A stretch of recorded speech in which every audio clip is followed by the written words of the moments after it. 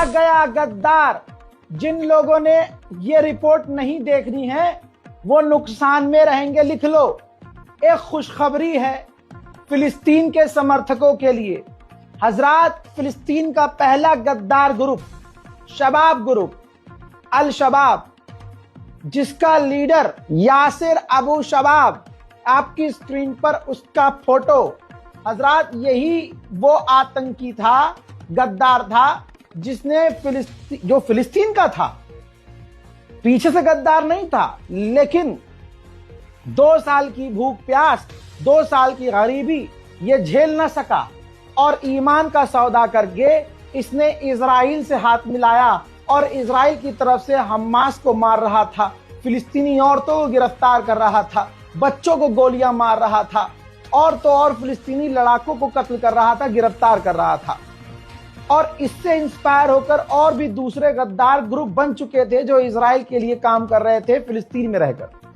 Israel इस अबू शबाब को हथियार दे रहा था, पैसा दे रहा था, सब कुछ दे रहा था। हुआ क्या फिर? हुआ ये, कहानी ये है मेरी जान, कि इसके ही ग्रुप के एक इंसान ने, जो इसकी टीम में था, उस इंसान ने कहा कि आपने मेरे खानदान के जिस इंसान को गिरफ्तार किया है आप उसे आजाद कर दो। यही कहानी है। जिस इंसान को अबू शबाब ने गिरफ्तार किया था उसी का रिश्तेदार इसके ही ग्रुप में था। तो उसने सोचा कि यार, जब मैं अपने ही ग्रुप में हूं और मेरा लीडर मेरे घर के किसी फर्द को गिरफ्तार कर लाया तो मेरी इतनी तो सोर्स होगी कि मैं बोलूंगा और अबू शबाब रिहा कर देंगे। लेकिन अबू शबाब ने रिहा करने से मना कर दिया और सामने वाले का कहना यह था कि वो बेगुनाह है। जाहिर सी बात है, तुम गद्दार ग्रुप हो, तुमने अपनी कौम से गद्दारी की है, तुमने दीन से गद्दारी की है, गलत तो तुम ही हो। और जिसे तुम गिरफ्तार करोगे, इजराइल की खुशी के लिए गिरफ्तार करोगे। हजरात मोहतरम, जब अबू शबाब ने कह दिया मैं आजाद नहीं करूंगा तेरे घर वालों को, तो उसने उठाई सीधा बंदूक और मारा ताड़ ताड़ और टैं। इसके बाद हड़कंप मच गया। इजराइल ने खुद मदद भेजी और अबू शबाब को इजराइल के सबसे अच्छे अस्पताल में एडमिट करवाया। इलाज शुरू हुआ, लेकिन जब तक वो अस्पताल में पहुंचा उसका जहन्नम का टिकट कंफर्म हो चुका था और जनाबे अबू शबाब अच्छी खासी जिंदगी गुजारते गुजारते अपने आखिरी पलों में शैतान के हाथ पर बैत होकर जहन्नम के लिए रवाना हो गए। अब इसमें कई तरह की थ्योरी है। एक रिपोर्ट में यह कहा जा रहा है, जो कि अभी तक फेक साबित हुई है, लेकिन कहा यह जा रहा है 1% सच भी हो सकता है, कि भैया हमास के ग्रुप ने इसको निशाना बनाया हुआ था, जो कि बनाया हुआ था, और हमास के लड़ाकों ने येलो लाइन क्रॉस करके इजराइल के गज्जा वाले इलाके में घुसकर इसे गोली मारी। अब ये वाली कहानी सच हो, ये वाली, लेकिन इन तमाम चीजों से ऊपर का सच ये है कि गद्दार ग्रुप का सबसे बड़ा लीडर अबू शबाब जहन्नम पहुंच गया है। आप सभी, यूरोप का सबसे बड़ा सिंगिंग शो होता है, उसे कहा जाता है यूरोविजन शो होता है, सालाना होता है, तो यूरोप का सबसे बड़ा होता है। मांग की जा रही थी कि यूरोविजन के अंदर इजराइल को मौका ना दिया जाए, इजराइल को हिस्सा लेने ना दिया जाए। यूरोविजन ने वोटिंग डलवाई और वोटिंग में यह पास कर दिया कि हम सिंगिंग इस शो में यूरोविजन से इजराइल को बैन नहीं करेंगे, ना आगे कभी करेंगे। पीछे से डंडा आया होगा इजराइल का, पैसे का, हथियारों का, कुछ भी। इसके बाद दोस्तों हिम्मत दिखाई चंद देशों ने। आपकी स्क्रीन पर रिपोर्ट है हजरात, स्पेन, आयरलैंड, स्लोवेनिया और नेदरलैंड, इन चारों देशों ने क्लियर कट मना कर दिया है। ठीक है, आप इजराइल को बैन नहीं कर रहे तो हम चारों देश यूरोविजन में शामिल नहीं होंगे। अभी तक जहां अरब देश अपने फिलिस्तीन को ही बेचने में व्यस्त हैं और अमेरिका से हथियार लेने में व्यस्त हैं, उधर चाइना, एक गैर मुस्लिम देश, ने कह दिया है कि गाजा को मदद देने के लिए और गाजा को बनाने के लिए दोबारा $100 मिलियन हम देने के लिए तैयार हैं। हजरात, इराक ने बड़ा कांड कर दिया है। इस रिपोर्ट को शेयर करना हर मुसलमान पर जरूरी है। कितना बड़ा कांड है सुनिए। इराक की सरकार ने अचानक से हिजबुल्लाह और हुतीस को आतंकी लिस्ट में डाल दिया है। हिजबुल्लाह और हुतीस को एक झटके में आतंकी लिस्ट में जैसे डाला और सिर्फ डालकर काम यहां खत्म नहीं किया। हिजबुल्लाह और हुतीस को जैसे ही टेरर लिस्ट में डाला, इराक की मिलिट्री ने इराक में मौजूद हिजबुल्लाह और हुतीस से जुड़ी हुई प्रॉपर्टीज को जब्त कर लिया, उनकी प्रॉपर्टीज को सील कर दिया। अब एकदम से इराक में हड़कंप मचा, और हड़कंप ऐसा मचा कि लोगों ने सवाल करने शुरू कर दिए। इराक की सरकार पर प्रेशर बना, गालियां पड़ी, तो इराक ने सफाई दी कि नहीं, हमसे थोड़ी सी सिस्टम वाइज गलती हुई है, हमें अलकायदा और ISIS दाइश को बैन करना था, लेकिन इस सिस्टम में कुछ गड़बड़ ही हो गई है जिसकी वजह से ये बैन हो गया है, हम अभी रिव्यू करेंगे। अब 24 घंटे होने वाले हैं, अभी तक इराक ने चालाकी देखिए, हुथीज और हिजबुल्लाह को अनबैन नहीं किया है, टेरर लिस्ट से बाहर नहीं निकाला है, न उनकी प्रॉपर्टीज को रिलीज किया है। खेल देखिए। उधर इजराइल ने, ब्रेकिंग न्यूज दे रहा हूं, इजराइल ने गाजा और गाजा पट्टी पर दोबारा से हवाई बमबारी की है, जिसमें कई लोग मारे गए हैं और फिलिस्तीनी कई बुरी तरह से घायल हुए हैं। हमले का कुछ मंजर दिखाना जरूरी है।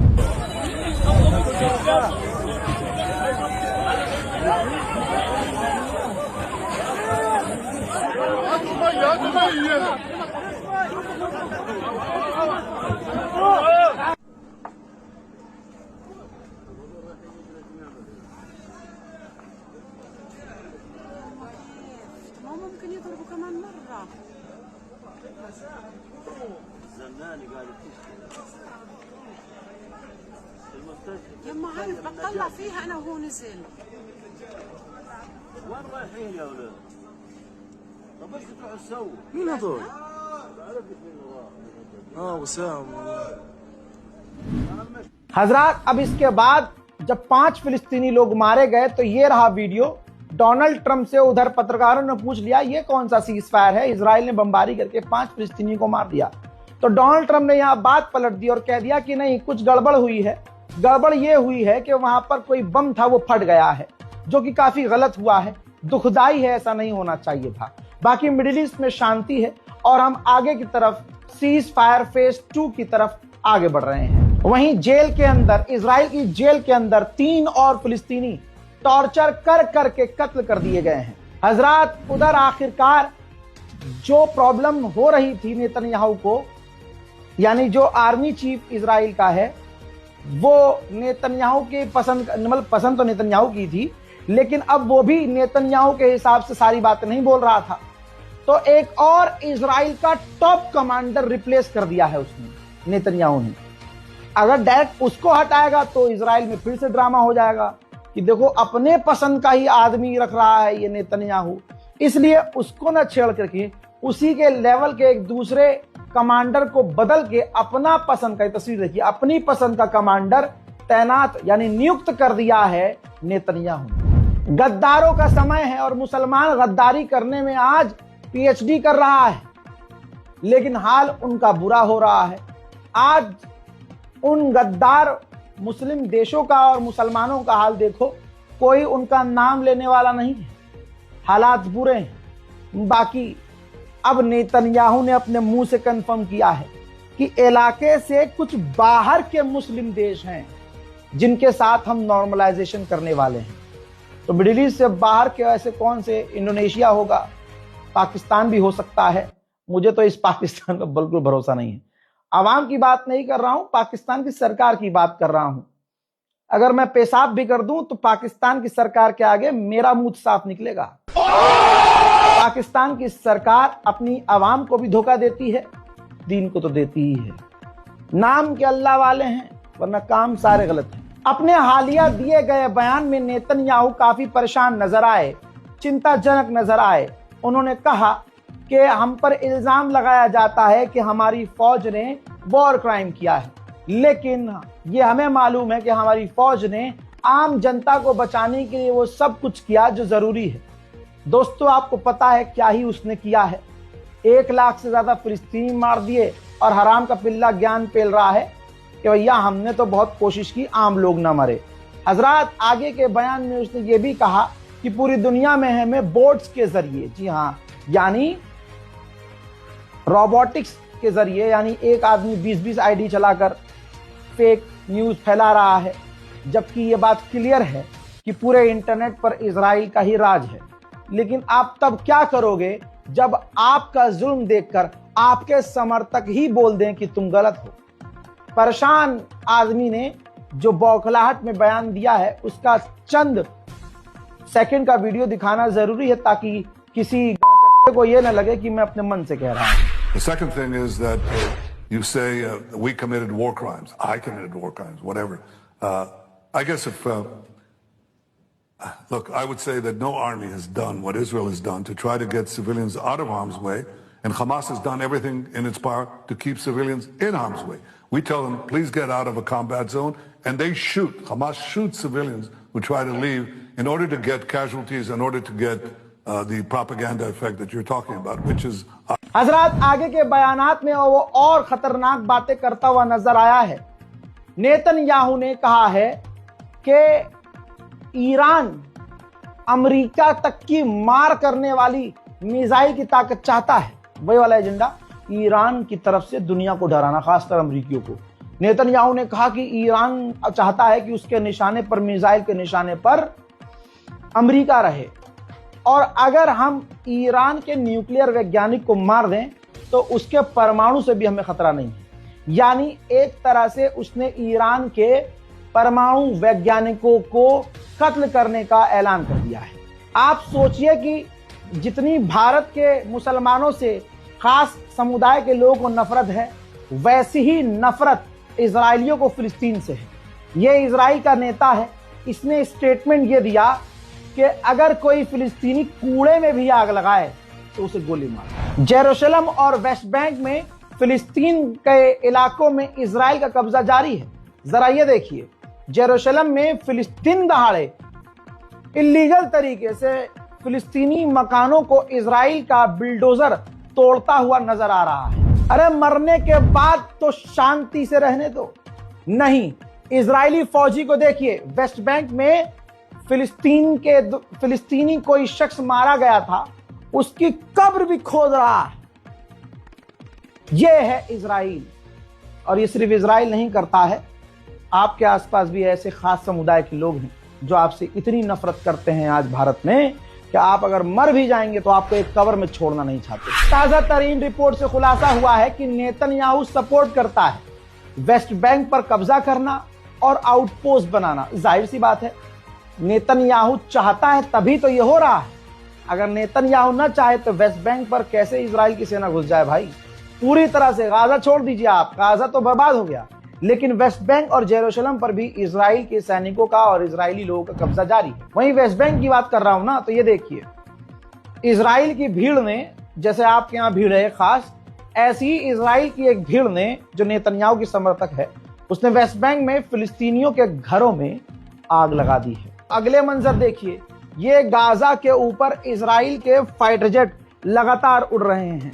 हालात इजराइल ऐसा बना रहा है कि दोबारा से गाजा पर वो बमबारी और नरसंहार वाली घटनाएं शुरू करेगा। आपको पता है CNN के बारे में, CNN ने इस पूरे नरसंहार में इजराइल का सपोर्ट किया है, लेकिन न जाने क्या हुआ, CNN ने एक छोटी सी इन्वेस्टिगेशन की। ये इन्वेस्टिगेशन उन गाजा के लोगों पर थी जो गाजा के लोग अमेरिका और इजराइल के द्वारा जो गाजा में मदद बांटी जा रही थी वहां मदद लेने गए थे और मारे गए। वो जो लोग मारे गए उन पर जब CNN ने रिपोर्ट बनाई तो उसके अंदर बताया CNN ने कि इजराइल ने मदद लेने वाले बेगुनाहों को गोली मारकर कत्ल कर दिया और उनको ऐसी जगह दफना दिया जहां उनकी कब्रों के निशान नहीं है। एक साथ कईयों को एक साथ ही एक ही गड्ढे में दफना कर ऊपर से मिट्टी डाल दी और उनकी कब्र के निशान नहीं छोड़े। ये CNN ने कहा। हजरात, गाजा के अंदर येलो लाइन बनाई है इजराइल ने। येलो लाइन के अंदर छोटा गाजा है जहां पर हमास रूल कर रहा है, और येलो लाइन के बाहर ज्यादातर 70% इलाके में गाजा में इजराइल का कब्जा है। अब इजराइल ने वो येलो लाइन आगे बढ़ा दी, यानी फिलिस्तीनियों के इलाके में और आगे बढ़ के अंदर घुस गया है। एक बार फिर से गाजा के अंदर इजराइल घुस रहा है। हजरात, उधर इजराइल के हरामीपने से इजिप्ट भड़क गया है। इजराइल ने ऐलान किया कि हम रफा क्रॉसिंग बॉर्डर खोल रहे हैं, लेकिन सिर्फ निकलने के लिए, वापस कोई नहीं आ सकता। जिसे गाजा से जाना है वो जा सकता है। इस पर इजिप्ट भड़क गया कि ऐसे कैसे। बात तो ये हुई थी कि आने और जाने वालों के लिए, अगर कोई जा रहा है, जाकर वापस आ रहा है तो वापस आ सकता है, या अगर कोई बाहर फंस गया है गाजा के और वो अपने गाजा में परिवार वालों के पास जाना चाहता है तो राफा से गाजा में जा सकता है। ऐसा कैसे कि सिर्फ आप एग्जिट करोगे और वापस नहीं आने दोगे? हम इसमें आपका सहयोग नहीं करेंगे। वहीं दोस्तों, हमास ने एक और इजरायली व्यक्ति की लाश को ढूंढकर इजराइल को सौंपा है। गाजा के हालात कितने बुरे हैं आपसे ज्यादा मुझे पता है, लेकिन अफसोस ये हो रहा है ये देख के कि अब दूसरे यूट्यूबर, कुछ यूट्यूबर जो फिलिस्तीन पर बोलते थे, अब वो फिलिस्तीन पर नहीं बोल रहे हैं। रीजन क्या है? क्योंकि आप देख नहीं रहे। जब आप देख नहीं रहे तो उनकी ऐड नहीं चल रही है, वीडियो पर ऐड नहीं चल रही है तो रेवेन्यू जनरेट नहीं हो रहा है, तो वो क्यों बोलेंगे? लेकिन आपका भाई यहां टिका है। बहुत आए बहुत गए, मुझे देखकर लोगों ने फिलिस्तीन के बारे में बोलना शुरू किया, और जब पैसा खत्म हुआ, पैसा आना बंद हुआ, एड ब्लॉक होना शुरू हुई, चैनल डिलीट होना शुरू हुआ, वो पीछे हट गए। लेकिन मैं आपके लिए अल्लाह के नाम पर आपके साथ खड़ा हूं। फिलिस्तीन की खबरें दिखा रहा हूं, दिखाता रहूंगा। इंशाअल्लाह मैं अपनी तरफ से आपको मायूस नहीं करूंगा। हजरात, इस बारकोड का इस्तेमाल इसलिए कीजिए क्योंकि मैंने परसों मदद रात को भेज दी है वहां गाजा में। हिंदुस्तान के वक्त के मुताबिक 3:30 बजे रात को मैंने मदद पहुंचा दी है। अब मेरी कोशिश है कि अगली खेप में जल्द से जल्द भेजूं, और जिसकी तस्वीर भी आपको दिखाऊंगा। दिल मेरा तब दुखा जब मैंने आगे बहन से कहा कि हमारे लोग जो हैं थोड़े उल्टे दिमाग के हैं हिंदुस्तान में, किसी चार की वजह से, उनकी गलती की वजह से हम पर कुछ भी कहा जा सकता है। तो अगली बहन ने कहा कि यहाँ लाइट नहीं है। भाई, मेरा फोन भी कभी भी डेड हो जाता है। बहुत मुश्किल से हम फोन चार्ज कर रहे हैं। किसी चीज को प्रिंट करवाना, फिर पैकेट बनाकर पिन्नी इकट्ठा करना, टेंट हमारे गीले हैं, ये सब चीजें मुश्किल हैं। मैंने वहीं पर हाथ जोड़ दिए थे, बहन ठीक है, जो जिसका ईमान पक्का होगा मदद भेजेगा, अल्लाह के हवाले करेगा इस मदद को। बाकी मेरे ईमान के ऊपर है और आपके ईमान के ऊपर है। लिहाजा क्लियर बात यह है, जिसको मदद देनी है भाई वो दे। मैं ये नहीं कह रहा हूं कि नहीं आपको मदद देनी ही पड़ेगी। आप आस पड़ोस में देखिए, अगर आपको लगता है कि हाँ गाजा से बुरा हाल हमारे इस पड़ोसी का है, आप वहां मदद दो। और आपको लगता है कि गाजा वाले ज्यादा मुस्तहक हैं, और भाई गज्जा वालों के पास तो एक टाइम का खाना नहीं है। और कुछ ऐसे लोग हैं जो कहते हैं भाई हमने तो अभी, अल्लाह सलामत रखे सलमान भाई को, उन्होंने कहा, मेरे करीबी हैं, जानने वाले हैं, उन्होंने बोला रजा भाई मैं ये छोटी सी 4-5 लोगों के साथ मिलकर मदद आपको देना चाहता हूं। मैंने उन सलमान भाई से कहा, सलमान भाई एक काम करो, आप अपने आसपास के इलाके में मदरसे में उधर मदद ये दो। पहले वो बोलते हैं भाई हमने यहाँ सबको मदद दे दी है, जहां तक हमारे हाथ हैं हमने वहां तक मदद पहुंचाई है। ये तो हमारी नियत थी, आपकी तस्वीरें देख देख के, वीडियोस देख देख के फिलिस्तीन की, कि हम आपके जरिए, आपकी ऑर्गेनाइजेशन के जरिए वहां गाजा के अंदर तक की मदद पहुंचा दें। तसल्ली होगी हमें, हम जहां तक मदद कर सकते हैं हमने करी है। लेकिन ये तो नियत गाजा और फिलिस्तीन के लिए है, ये जो नियत की है। तो उन भाई ने जो मदद हमें दी वो हमने गाजा तक पहुंचा दी। सलमान भाई, आपकी मदद जो आपने दी थी पहुंचा दी गई है। आगे और भी मेरी कोशिश है, आप लोग नहीं भी आगे आएंगे तो अल्हम्दुलिल्लाह हम अपने YouTube से जो कुछ कर रहे हैं थोड़ा थोड़ा करके वहां, क्योंकि मुझे अच्छी नींद आती है रात को, जब बिस्तर पे सोता हूं तो मुझे लगता है कि हाँ चलो ये इस काबिल तो हूं कि 5 लोगों का पेट भर रहा है, वहां तक हम मदद पहुंचा रहे हैं। वहां जरिया डायरेक्ट हमारा करीबी मौजूद है, हमारी बहन वहां मौजूद है जो ग्राउंड पर काम कर रही है। लिहाजा हालात बुरे हैं। इस रिपोर्ट को शेयर कीजिएगा, अपनी राय कमेंट में लिखिएगा और इंतजार कीजिएगा मेरे अगले अपडेट का। तब तक के लिए जय हिंद।